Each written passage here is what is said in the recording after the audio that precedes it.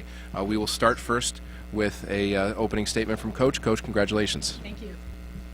I'm just so proud of my team's toughness today. Obviously, it was started by Natisha Hiedeman for her to roll her ankle and come back there and just play for her team in postseason play. She set the example for us.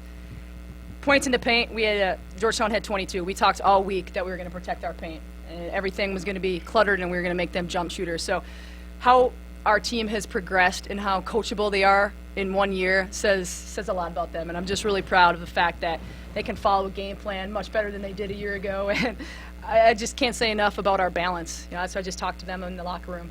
It's nice to know that every other possession somebody else is stepping up, and you don't have to rely on one person to take the load in scoring. And they just play so well together. They share the basketball.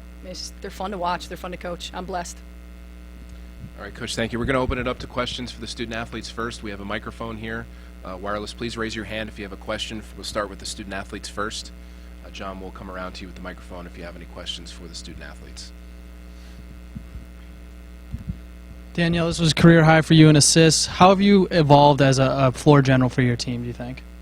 I just attack more, and that way it opens up for my teammates. And when I look to be a scorer, it opens up for them because a lot of people collapse to me, and the assists are there just by that mentality alone. Natisha, you go down with that ankle injury pretty early, but you come right back out, hit a couple big shots. What's your mentality in a moment like that?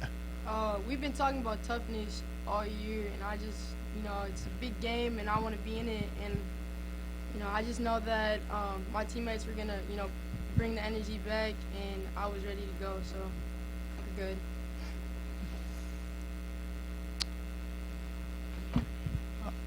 John Han, Marquette Wire. Natisha, how painful was the ankle injury? Did you think you were going to be able to come back?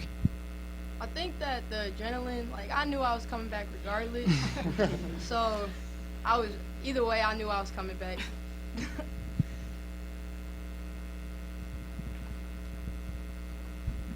Danielle, how does the tournament format set up for you as someone who leads the team? Obviously, you scouting report for this game, but you got to turn it around pretty quickly again. Well, it helps us a lot being able to play the teams 2 times already. So we just know what we have to fix, and we know that the teams like the back of our hands, so it's just about execution now. For both of you guys, what does it mean to win your first Big East tournament game?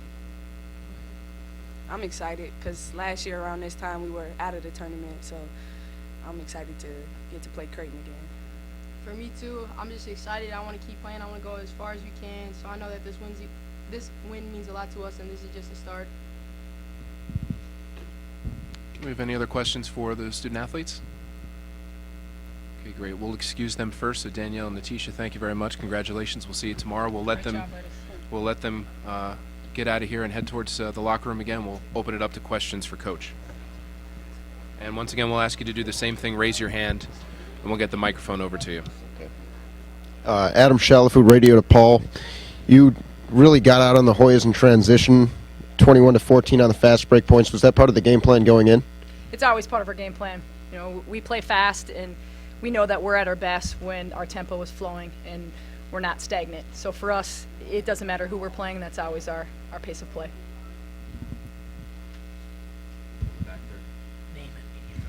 Brian Boyle, Marquette Wire. Coach, what's the word on Alizea? Looks like she got clocked pretty hard there at the end of the game. Is that serious or just a nosebleed? Just a nosebleed. Fixing her up. We're fighters. She's good.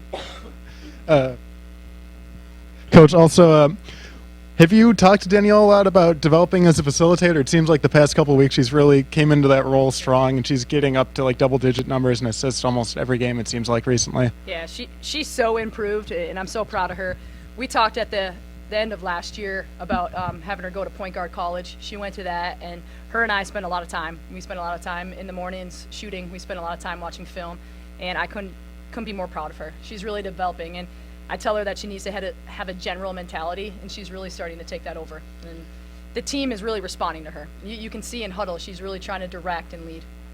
You also broke the single-season record today for threes made for Marquette. Was that a goal headed into the season? I didn't even know that. So, no, our goal is to share the ball. So if it means that we're penetrating and we're kicking out for threes, we just want the best shot for Marquette. So if it's in the paint, great. If it's a three, excellent. So we just want to take the best shot.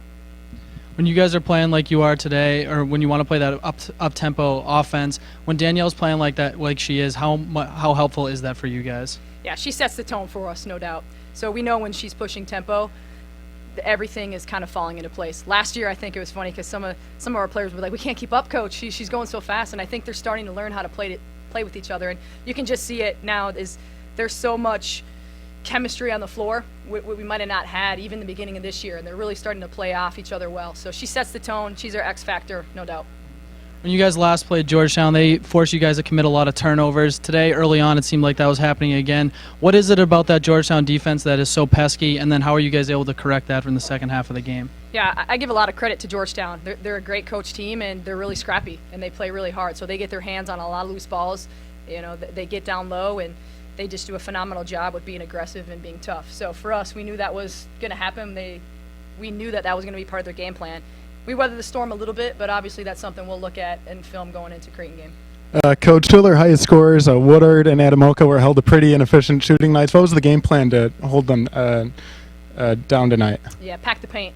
You know, we wanted to be in our gap defense, and anytime anybody drove, we wanted to stunt and make sure we had two on the ball at all times. So I think that really helped. We got time for one more. One more. I'm excited about it. Tim Van Voren, Fox 6 here in Milwaukee. Carolyn, as a coach, can you quantify the advantage of being the home team here, what this means for your team? I mean, it's phenomenal. First of all, our girls love to play in front of their fans. They love to play in this building. So for us, we get really energized here. So I'm hoping that we can keep getting more crowds every round. So hopefully, you know, the Creighton game, it's packed, and they feed off that. I feed off that, and it's one of the best venues in America. So we're lucky to have it here. Coach, thank you. Thank you.